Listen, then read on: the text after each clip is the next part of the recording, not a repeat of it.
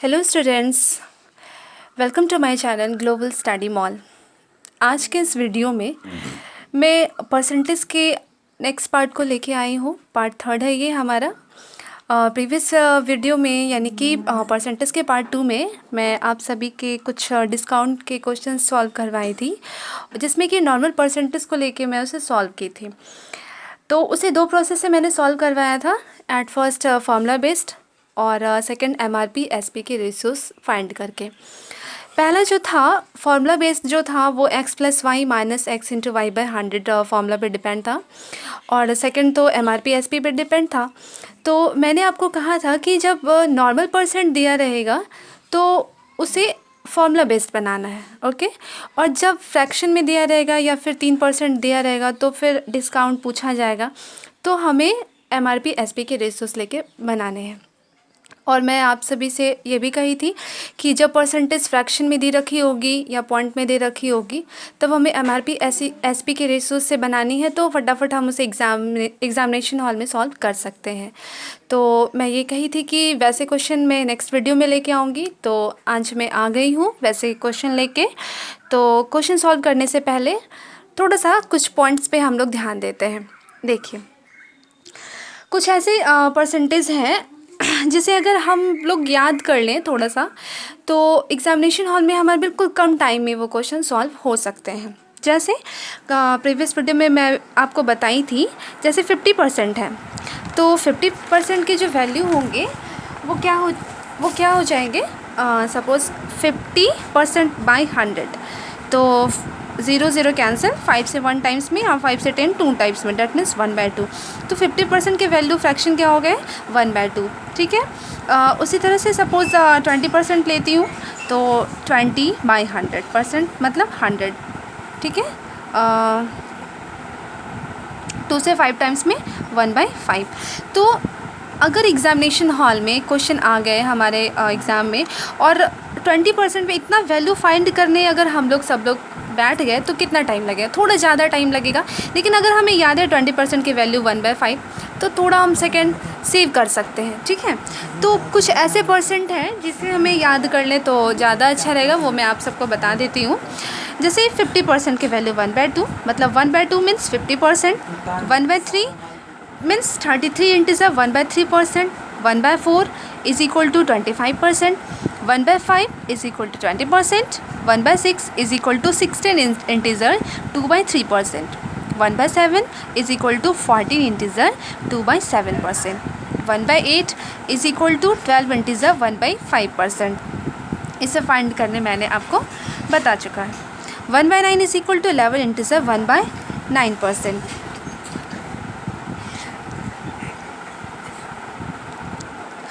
1/10 is equal to 10%, 1/11 is equal to 9 integer 1/11%, 1/12 is equal to 8 integer 1/3%, 1/13 is equal to 7 integer 9/13%, 1/14 is equal to 7 integer 1/7%, 1/15 6 integer 2/3%, 1/16 6 integer 1/4%, 1/20 5%, 1/24 4 integer 1/6%, 1/24 is equal to 4%, 1/30 is equal to 3 integer 1/3%, 1/40 is equal to 2 integer 1/5%, and 1/50 is equal to 2%।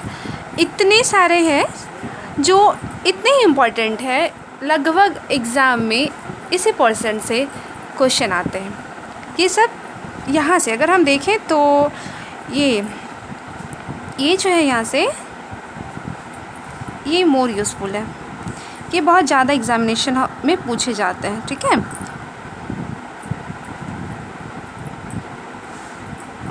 हालांकि useful तो सब है, इनमें से अधिकतर ये सब पूछे जाते हैं, लेकिन यहाँ 1/5 से 1/10 जो है वो मोर यूज़फुल है, ज़्यादातर एग्जामिनेशन में पूछे जाते हैं।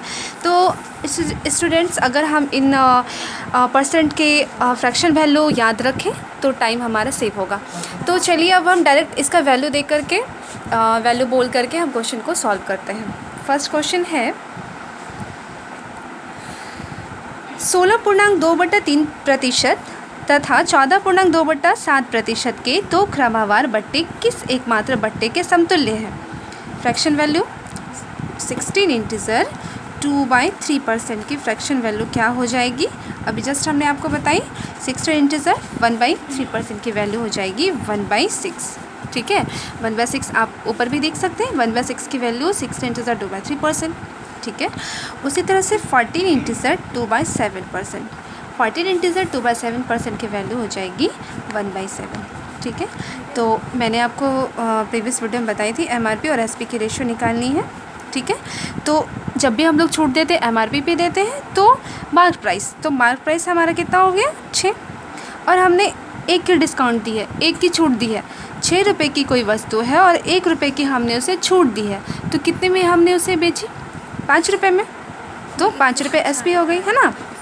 उसी तरह से यहाँ पे MRP मेरा सेकेंड फ्रैक्शन में क्या हो गया 7 रुपये की MRP, है ना, और 1 की डिस्काउंट यानी कि 6 में हमने उसे सेल की। ठीक है, अब हमने आपको बताई थी कि क्रॉस में हम लोग कैंसिल कर सकते हैं, 6 कैंसिल हो जाएगा, तो 7 × 1 7 और 5 × 1 5। तो MRP कितनी हो गई 7 और SP कितनी हो गई 5। MRP कितनी हो गई 7 और SP कितनी हो गई 5। तो कितने की छूट मिल रही है यहाँ पे? 7 की MRP है और 5 में उसे सेल किया जा रहा है, तो कितनी की छूट मिल रही है? 2 की छूट मिल रही है ना। तो अब हमें डिस्काउंट परसेंट निकालनी है, तो 2/2 की डिस्काउंट मिल रही है, 2 की छूट मिल रही है किस पे? MRP पे, 7 पे। 7 × 100 डेट मीन्स 2 × 100 200/7। अब इसको डिवाइड करेंगे 7 से 200 को, तो वैल्यू आ जाएगी 28.57%। ठीक है, ये हम लोग परसेंट निकाल रहे हैं, तो क्या हो जाएगी 28.57% आंसर। तो ऑप्शन नंबर डी आंसर हो जाएगी। सेकेंड क्वेश्चन हम लोग देखते हैं, इसी पर डिस्काउंट बेस्ड जो फ्रैक्शन है 33 इंटीजर 1/3% तथा 12 इंटीजर 1/5% के दो क्रमवार बट्टे किस एकमात्र बट्टे के समतुल्य है? ठीक है, तो हम देखते हैं इसकी वैल्यू 33 इंटीजर 1/3% की फ्रैक्शन वैल्यू हो जाएगी 1/3। ओके, और 12 इंटीजर 1/5% की फ्रैक्शन वैल्यू हो जाएगी 1/8। अब उसी तरह से MRP और SP की रेशियो निकालनी है। फर्स्ट फ्रैक्शन में MRP कितनी हो जाएगी 3, 1 के डिस्काउंट यानी कि 2 में सेल किया गया, है ना। सेकेंड फ्रैक्शन में 8 हो जाएगी MRP, 1 का डिस्काउंट तो 7 में सेल किया गया। अब यहाँ से क्रॉस हम कैंसिल कर सकते हैं, 2 से 4 टाइम्स में 8, तो 3 × 4 12, 1 × 7 7। MRP कितनी हो गई 12, SP कितनी हो गई 7, तो कितनी की डिस्काउंट मिली? 5 की डिस्काउंट, यानी कि 5 कोई भी वस्तु पे मार्क किया गया है 12 रुपये और उसे बेचा जा रहा है 7 में, है ना। तो कितने रुपए की उसे छूट दी जा रही है? 5 रुपये की। किस पे? MRP पे, इस 12 पे गुने 100%। तो हम ऐसे ही निकालते हैं, जितने की छूट मिलती है उसे ऊपर, जिस पे मिलती है नीचे गुने 100%, ऐसे फाइंड करते हैं। तो हम 4 से कैंसिल कर सकते हैं, 12 को 3 टाइम्स में और 100 को 25 टाइम्स में। 25 × 5 125, नीचे हो गई 3। अब 125 को जब हम 3 से डिवाइड करेंगे तो इसकी वैल्यू आ जाएगी 41.67%। That means option number C, sorry friend, 41.67% answer हो जाएगी इस क्वेश्चन की। ओके,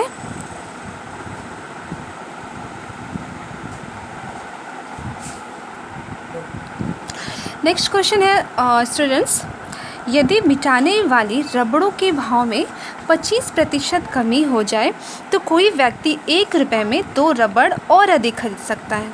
मतलब कोई रबड़ है और उसके दाम में, पहले उसका दाम कुछ था, जब उसके दाम में 25% की कमी हो गई तो अब पहले की तुलना में 2 रबड़ अधिक खरीदा जा सकता है। ठीक है, तो 1 रुपये में प्राप्त रबड़ों की संख्या कितनी है?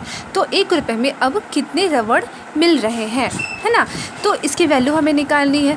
अब स्टूडेंट्स आप थोड़ा ध्यान करें, इसके जस्ट प्रीवियस वीडियो में हमने आपको ऐसे ही क्वेश्चन सॉल्व करवाए थे चीनी के मूल्य में। इस तरह के क्वेश्चन थे, चीनी के मूल्य में अगर 10% की कमी हो गई तो 250 रुपये में 270 ग्राम चीनी अधिक मिल रही है। इस तरह के क्वेश्चन मैंने आपको सॉल्व करवाए हैं ना, जिसमें कि 2 तरह के पूछे जाते हैं प्रॉब्लम्स, प्रारंभिक मूल्य और वर्तमान मूल्य। तो यहाँ पे क्या पूछा जा रहा है उसी पे बेस्ड है, बिल्कुल सेम। 1 रुपये में प्राप्त रबड़ों की संख्या कितनी है, यानी कि अब 1 रुपये में कितने रबड़ मिल रहे हैं, यानी कि हमें क्या निकालें, प्रारंभिक मूल्य या वर्तमान मूल्य। तो अब की बात की जा रही है तो वर्तमान मूल्य हमें निकालनी है। तो वर्तमान मूल्य में मैं आपको बताई थी कि वर्तमान मूल्य में नीचे 100 कर देना है। ठीक है, और अगर प्रारंभिक मूल्य पूछा जाएगा तो 100 में जितने प्रतिशत की कमी होगी उसे माइनस कर देना है ना। तो अब देखिए क्या करना है, जितने प्रतिशत की कमी हो रही है ऊपर 25 गुने जितने रुपए में, है ना, जितने रुपए में मिल रही है तो 1 रुपये में, तो 1 रुपये ऊपर 1 रुपये ऊपर। ठीक है, बाई। अब क्या है कि यहाँ पे क्या कितने अधिक मिल रहे हैं सामान, जितने भी, जैसे 250 ग्राम चीनी वाले क्वेश्चन में 250 ग्राम था तो हमने से यहाँ पे 250 ग्राम लिखा था, 250 ऊपर गुने 1000। देखिए यहाँ 2 रबड़ है तो यहाँ 2 रबड़ लिखना है। अब मैं आपको बताई थी कि वर्तमान मूल्य में यहाँ गुने 100 करना है। और अगर प्रारंभिक मूल्य पूछा जाता तो क्या करते हैं, यहाँ पे 100 में माइनस कर देते इस 25 को। ठीक है, तो कितना हो जाता 75, बस यही तो करना है। तो 25 से 100 4 टाइम्स में, तो 1 इंटू 1 1 एंड 2 इंटू 4 8, यानी कि ये वर्तमान मूल्य निकला। ठीक है, अब ये जो है 1/8, एक चीज़ आपको याद रखना है कि जब भी इस तरह के प्रॉब्लम्स आए तो हमेशा रुपये जो होते हैं वो ऊपर और सामान जितनी उनकी संख्या होती है या सामान जो होता है वो नीचे, रुपया ऊपर और सामान नीचे। यानी कि ये 1 रुपये डिनोट कर रहा है 1 रुपये, और 1 रुपये में कितने सामान मिल रहे हैं या कितने रबड़ मिल रही है 8। तो 1 रुपये में प्राप्त रबड़ों की संख्या कितनी हो जाएगी, तो 8। ठीक है, 8। ठीक है, हाँ। तो स्टूडेंट्स आपकी सुविधा के लिए मैं फिर से यहाँ पे फॉर्मूला लिख दी हूँ, वर्तमान मूल्य बराबर मूल्य गुना कमी या वृद्धि बटे दर गुने 100। आप इसको नोट डाउन कर सकते हैं अपनी कॉपी में। ठीक है, तो नेक्स्ट क्वेश्चन हम इसी पे बेस्ड देखते हैं क्या है। क्वेश्चन नंबर 4, किसी वस्तु के मूल्य में 33.1/3% कमी होने पर 1 रुपये में 4 वस्तुएं अधिक खरीदी जा सकती हैं। घटने से पहले वस्तु का मूल्य कितना था? ठीक है, तो अब हम यहाँ पे कर सकते, घटने से पहले कितना मूल्य था, तो घटने से पहले यानी कि प्रारंभिक मूल्य पूछा जा रहा है यहाँ पे, प्रारंभिक मूल्य। तो प्रारंभिक मूल्य में सारा फॉर्मूला बिल्कुल वही रहता है, सिर्फ 100 में उसको माइनस कर देते हैं, है ना। तो 33.1/3% यानी कि 33 को 3 से गुना करेंगे, 99 और 99 एक 100/3%। ठीक है, तो जितने प्रतिशत की कमी होती है उस प्रतिशत को ऊपर लिखते हैं गुने। ठीक है, अब जो मूल्य है, मूल्य क्या है 1 रुपये, 1 रुपये को ऊपर लिखे बटा जितनी वस्तु अधिक खरीदी जाती है उसकी संख्या यहाँ लिखी जाती है। ठीक है, अब क्या है गुने। अब यहाँ चूँकि प्रारंभिक मूल्य पूछा जा रहा है तो 100 में हमको माइनस करना है, जैसे कि 10% कमी होगी तो 100 में हम 10 माइनस करेंगे तो 90, तो यहाँ पे 90 से मल्टीप्लाई हो जाती है ना। लेकिन यहाँ पे क्या है, कितनी परसेंट है, 100/3%, तो 100 में इसको माइनस करना पड़ेगा, तो कितना हो जाएगा, एलसीएम ले लेते हैं, 300 माइनस 100 कैसे हो गया, यहाँ से 300 मल्टीप्लाई हो गई, 300 माइनस 100/3, यानी कि 300 में 100 माइनस हो जाएगी तो 200/3%। ठीक है, तो यहाँ पे हमको क्या करना है 200/3। अब यहाँ से हम क्या कर सकते हैं, ये देखिए, इसको नीचे वाले से कैंसिल हो जाती है और ऊपर वाली से कैंसिल हो जाती है। ठीक है, तो 1 × 1 1 और नीचे 4 × 2 8, यानी कि अभी जस्ट हमने आपको बताई थी कि ऊपर वाला क्या होता है रुपीज़, है ना, और नीचे सामान। तो 1 रुपये में 8 क्या हो गया, कोई भी वस्तु का वो जो मूल्य है, यानी कि 1 रुपये में 8 वस्तु मिल रही है, तो ऑप्शन क्या हो जाएगी, 1 रुपये की 8 वस्तु आंसर। ठीक है, नेक्स्ट क्वेश्चन है, एक व्यक्ति अपनी मासिक आय का 12% बचत करता है। यदि उसका मासिक खर्च 19,360 हो तो उसकी मासिक आय कितनी है? क्या बोला जा रहा है इस क्वेश्चन में? एक व्यक्ति अपनी मासिक आय का 12% बचत करता है। सपोज़ हम मान लेते हैं कि उसकी जो मासिक आय वो पहले तो 100% है, कोई भी चीज़ अपने आप में 100% होती है, ये मैंने आपको प्रीवियस वीडियो में बताई है। तो 12% बचत, तो बचत इसका कितना हो गया? 12%। ठीक है, तो सपोज़ ये 100% आय है उसकी, है ना, तो बचत कितनी हो गई? 12%। तो जब बचत 12% हो गई तो खर्च कितने प्रतिशत होगी? तो 88%, यानी कि 100 में 12 माइनस कर देना है, तो 88%। अब यहाँ पे क्या बोला जा रहा है? उसका मासिक खर्च इतना है। ठीक है, तो इतना है, तो ये, और यहाँ पे खर्च परसेंट में कितना आ रहा है? 88%। तो क्या हम ऐसा कह सकते हैं कि ये जो 88% है वो किसके बराबर है? 19,360 के बराबर है ना? ऐसा तो हम कह सकते हैं 88% इज इक्वल टू 19,360। तो 1% की वैल्यू क्या हो जाएगी? 19,360 बाई 88, 1% की वैल्यू। जब 1 की वैल्यू फाइंड हो गई तो हमें क्या पूछा जा रहा है यहाँ पे? मासिक आय कितनी है? मासिक आय 100%, तो 100% is equal to 19,360 by 88 into 100। मैं फिर से यहाँ लिख देती हूँ, 100% is equal to 19,360 by 88 into 100।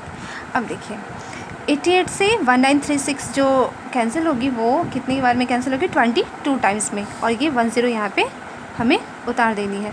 तो 22 इंटू 1 22, और कितनी ज़ीरो है यहाँ पे? 1 2 3 1 2 3, यानी कि अब जो उसकी मासिक आय हो गई वो कितनी हो गई? 22,000, है ना?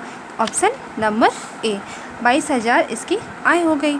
ठीक है, तो स्टूडेंट्स आज के वीडियो में बस इतना ही।